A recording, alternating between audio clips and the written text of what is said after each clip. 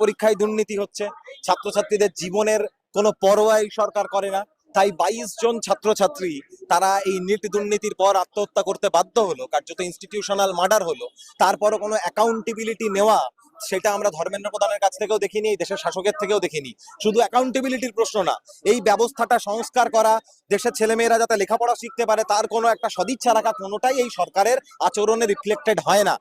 তার জন্যই ছাত্রদের বারে বারে পথে নামতে হয়। সোনাম ওয়াংচুকের মতো বিশিষ্ট আইকন বিজ্ঞানী, ভারতের জওয়ানরা যাতে সিয়াচেনে লড়াই করতে পারে, সেখানে সেখানে একটা মানে এমন তাঁবু, যে তাঁবুতে হিট কন্ট্রোল করা থাকবে, সেই রকম তাঁবু যিনি আবিষ্কার করেছেন, ভারতবর্ষের প্রতিরক্ষা যার উপর ঋণী, সেই ব্যক্তিটি 21 দিন ধরে অনশন করছেন, তার জীবন যায় যায় অবস্থা, একবারও তার সাথে আলোচনার টেবিলে বসা যায় না।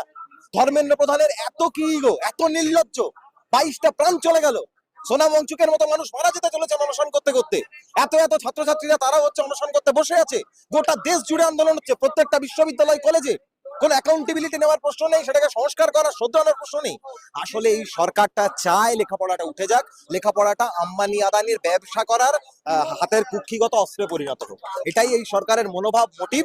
এবং এরা ছাত্র স্বার্থ বিরোধী, ছাত্র মারা সরকার, এইটাই অ্যাকচুয়ালি বাস্তবতা।